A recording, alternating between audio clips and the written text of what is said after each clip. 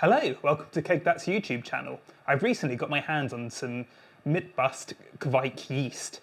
It's one which isn't really spoken about that much, and we have it in store, and I really wanted to play around with it for, well, for me actually the first time and see how it performs. I've done some research on it, I've been reading around in some various places, and it seems that I get some mixed results as to what it should be used for.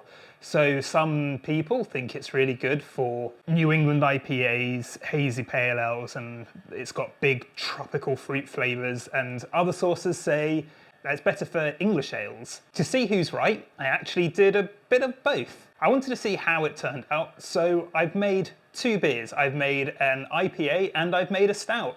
The IPA is an American IPA, not necessarily a New England IPA, but still something which is going to be nice and citrus and fruity, and also something where, say, clarity doesn't really matter that much.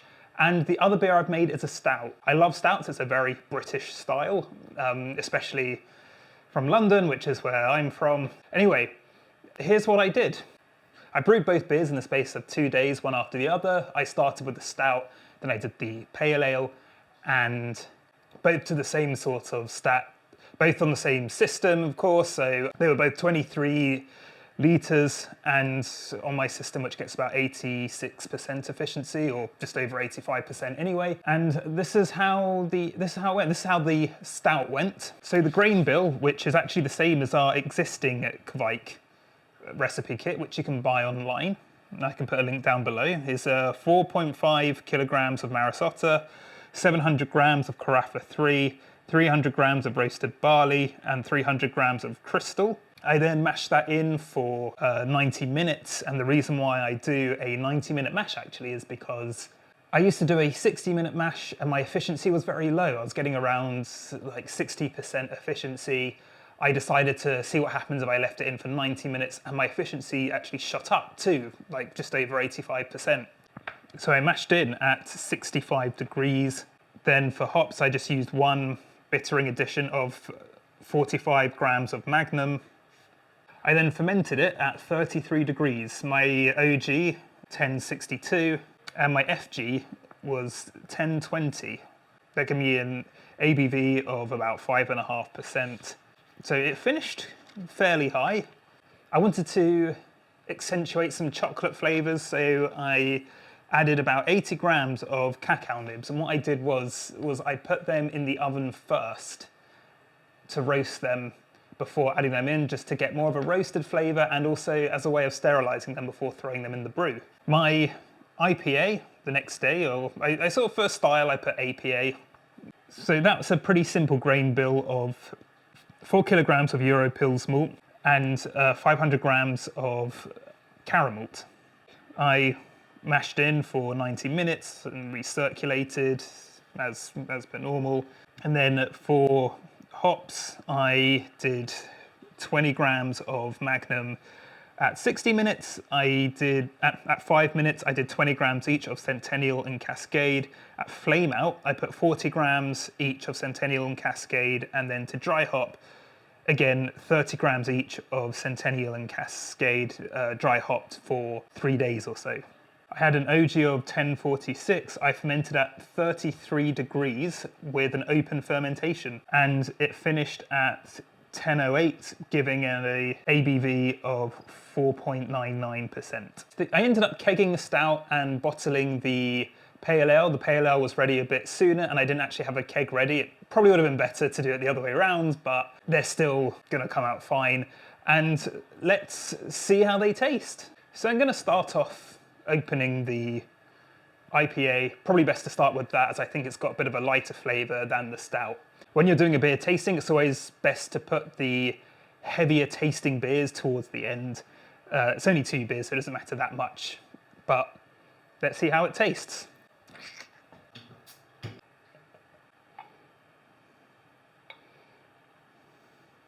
Got a bit of a golden colour, it's got a thin head. It's quite hazy as well. It's very hazy, in fact. It leaves a small bit of lacing. The head is fairly persistent. But yeah, it looks like quite a nice IPA. Oh, there's very big grapefruit aroma, like some citrus and kind of like something quite sweet there as well. I'm getting some orange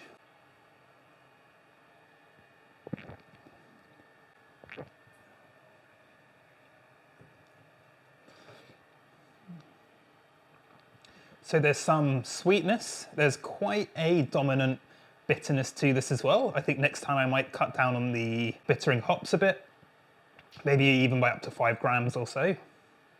But it's got a what really stands out in this is the mouthfeel. But yeah, I'm definitely getting that citrus character coming through. I'm getting orange flavors, some quite strong orange flavors as well. And it's got quite a long citrus finish, so quite a, I'd say like grapefruit. And I'm getting hints of tangerine. And basically, I think these like orange and tangerine flavors are coming from the yeast, because kveik yeasts tend to have quite an orange flavor and sort of other orange-like fruits like tangerine and orange blossom and those sorts of flavors. And I'm getting that sort of thing coming through. There's quite an earthy flavor to this as well, and maybe even a bit of a woody flavor. And I'm wondering too if that's the yeast, if that's what makes this yeast suitable for English ales. And what's really interesting about this though is what kind of hits me most is it's got a very smooth and almost silky mouthfeel to it. I find a lot of IPAs, they can have kind of a thin mouthfeel or even just like a medium mouthfeel, but this has actually got like a silky quality to it, which is really, really nice.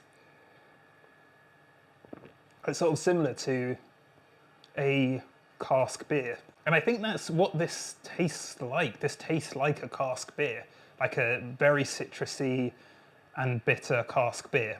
And I think there's definitely a place for that. I think that it is very good for English ales, this yeast. I can see why someone would say it's good for New England IPAs, because it has that haze and it does have quite a few esters coming through. I think there are better yeasts for APAs and like IPAs which are American in style, but it still works and it still works very well. Now, let's try the Stout, which is on tap.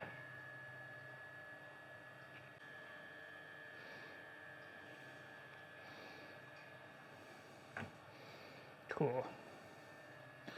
Right, it's like pitch black. I can see my reflection in that quite well.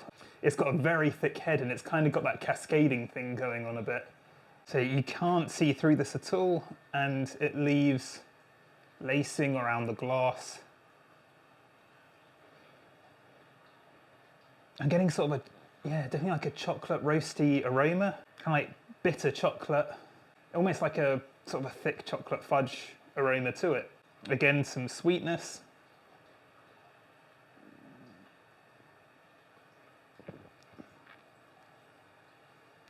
Yeah, I'm getting a fair amount of roasted flavors. I'm getting some chocolate and some sweetness, maybe some like dark coffee or like roasted coffee. It's got quite a sweet mouthfeel, but it's still very drinkable. And again, it's got that really nice mouthfeel that I was getting in the IPA, of just being quite silky and quite smooth, and again, like a cask beer. This also has a very long finish, which is quite bitter. It's like bitter and chocolate. Those are both very, very good beers. I think Midbust is a really, really nice yeast for English styles. It does work in like APAs and IPAs if you want to give it something a bit different. If you want to do something very, very traditional to that style, I would go for a more traditional IPA yeast, but this works very well in that style. It gives a really nice, really smooth mouthfeel to the beer. I think it leaves a fair amount of sweetness to the beer, which is where that comes from. I'm very interested in using this again, actually, and it would be really interesting to make a best bitter or even a barley wine or something like that, to see how it comes out with this yeast. I think that Stout is quite complex, to go back to that actually, because I'm getting more flavours the more I drink, and the earthiness is coming through. And so I think that is coming from the yeast, in which case I'd say yes, this is very good for an English yeast. I would really recommend giving Midbust a go, just swapping out with any kind of English ale yeast for your recipes and seeing how it comes out. It's very interesting. I know people like to talk about kveik, and they normally talk about Voss and Lutra, which is totally fine. They are excellent yeasts, but it's really good to branch out once in a while and try something a bit new. And I think this is really good because it's familiar in a lot of ways, but it also is bringing something else. So yeah, give it a go. I've got a link below where you can get some from. Thank you for watching. Please remember, if you found this video useful, please do like and subscribe. And thank you. Have a great brew.